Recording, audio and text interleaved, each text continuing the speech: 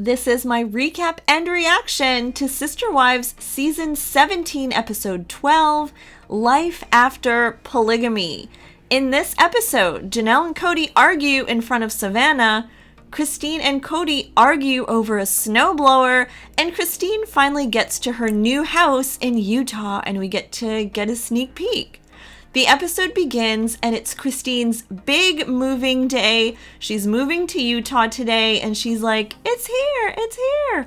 But as if moving doesn't suck enough, she gets bad news right off the bat. She learns that the offer on her house in Flagstaff fell through. So that really sucks. Robin, in her confessional, cries about the awkward goodbye that happened last episode. She says Christine doesn't want to have a relationship with me and my kids. I guess she disappears to a certain extent out of my life.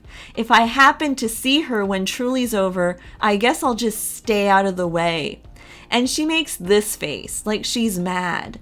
Or what is this facial expression anyway? Robin then goes on about how a bomb went off in the family and the collateral damage will last for generations. Honestly, I don't know what Robin has done recently to make Christine want to have a close relationship with her. She hasn't really seemed supportive and called her a liar, so part of me thinks Robin's kind of looking for an excuse to not have to keep in touch with Christine or something. Meanwhile, Janelle, who has been very supportive, shows up and brings coffee, and she's there on her big moving day. Mary, meanwhile, complains about how people are mean online now that Christine leaving has been made public. Something about how they ask her why she's still with Kody, and people are in her comments all the time about that. They do a little interview with Janelle outside of Christine's house, and she breaks down into tears. She says, I'm okay until I think about it. And the worst part is, I don't know who Janelle's ally is in the family anymore. I mean, besides Christine, who does she really have? And she talks about this a bit more later.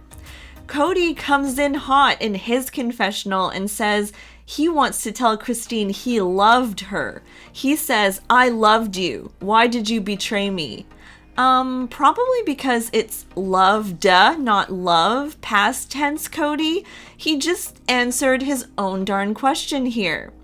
And they now cross the Utah border, and Christine says she's suddenly, not nervous anymore. They get in late, and Aspen, Christine's oldest daughter, meets them there. Christine tours her new rental for the first time. It looks really good. It's brand new, very fab. Truly gets 2 sinks, so that's a win. And next, Savannah and Janelle are at Christine's house to fill their blue water jugs for their RV because they still hand carry water. It's kind of crazy to me. And things are about to hit the fan. Kody says he just randomly saw them somehow and dropped by. I don't know if I buy that. Plus, didn't he say he never wanted to see that house again? Next day, he's dropping by. Kody says the offer on Christine's house didn't go through, so why don't we buy it? I think he wants to buy the house as an investment and rent it, but Janelle just isn't seeing eye to eye. She doesn't see how that makes sense financially, and she is super opposed. Janelle says she can't afford the mortgage on this house and build on Kody Pass at the same time. And Janelle has some backup. She talked to some guy named Kelly, she says, a mortgage person they use. And he kind of gave her the idea that it would take 2 years of renting that place for her to be able to start building or something. Anyways, and Kody says sarcastically, oh, it's not a year? I don't know, that was awkward. Janelle says, I'm the one who gets the taxes to the accountant. I see how the money was dispersed. There was money outside our debt and daily expenses that was spent on other things.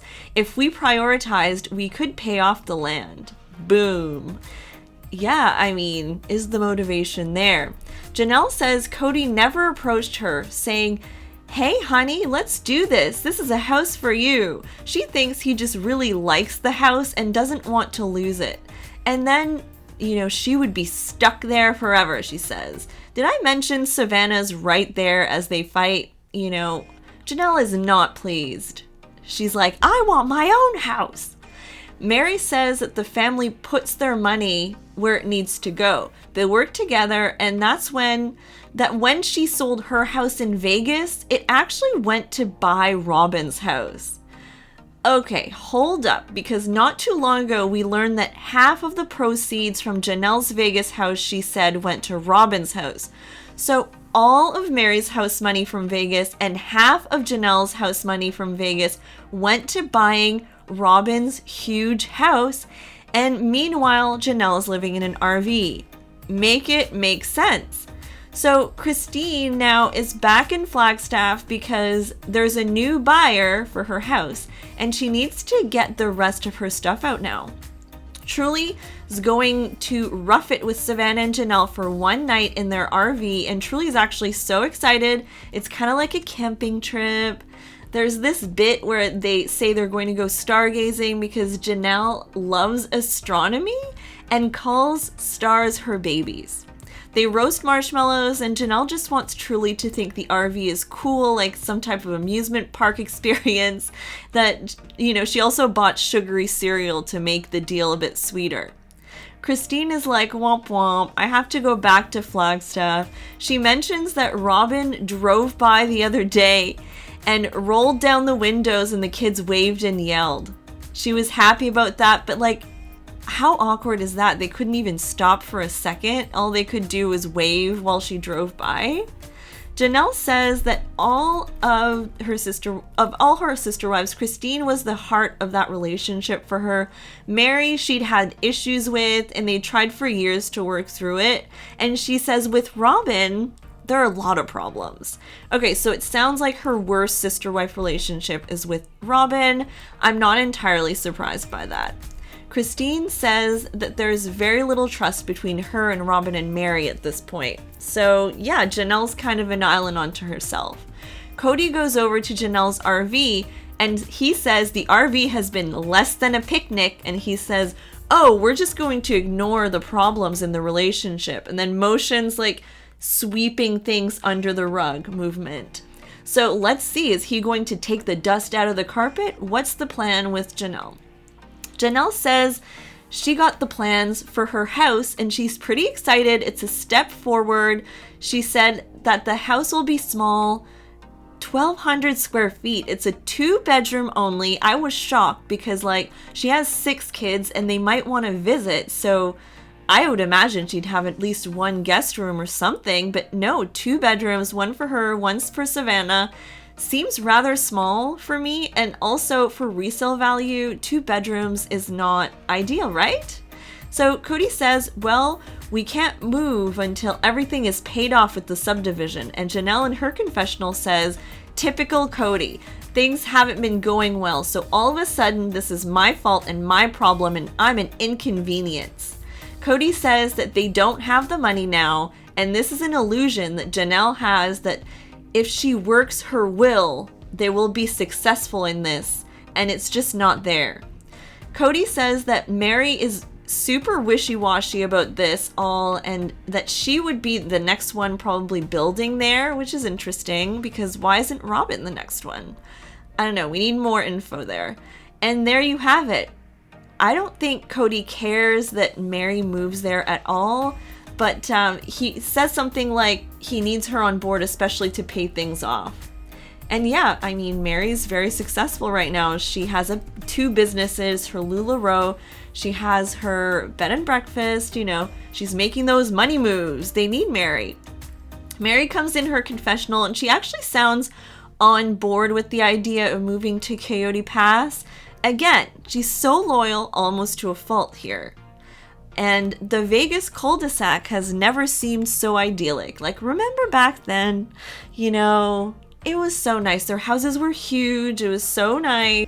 Kody says about Janelle that, after the virus, he felt pretty disrespected. And he said, he's not going to break his back for you if you don't respect me. I mean, yeah, Janelle is all alone in her commitment to making this move go along. She's like the Lone Ranger of Coyote Pass. And as they show this B-roll of Janelle at her trailer, things get ugly in the voiceover. We hear Kody say, men don't feel love for women that don't respect them. First of all, is Kody talking on behalf of all men now? Is that what we're doing? And then he says, I feel that Janelle struggles to respect me, and if you don't bother to respect me, then don't bother with the love. So if we read between the lines, it's almost like he's saying he doesn't feel love for Janelle right now. She, won't show him whatever he thinks respect is. I mean, Janelle is ultimately trying to get his dream of Coyote Pass happening. She's not like cheating or something. She's been there. She's brought the family to the restaurant and asked them tough questions. She's trying. Then he just drives away with this big log. Oh, and look, we get an update on the Coyote Pass dirty water pond. Here it is in all its glory. And in the next scene, for some reason, Christine wants Kody to help her load a snowblower in a trailer. Probably would have left that thing if it were me, but here we are, and it makes for awkward TV. They argue about how to pack the trailer and the snowblower. Should it be in the front or not? Then as she drives away in his confessional, Kody says, Christine once called me a coward, and yeah, maybe I should have told her I didn't like her, but I didn't quit. And Kody watches them just go away and said he doesn't want to experience heartbreak here. I don't know, why would he expect a woman to stay with him if he doesn't like her? It's just all too much. So toxic.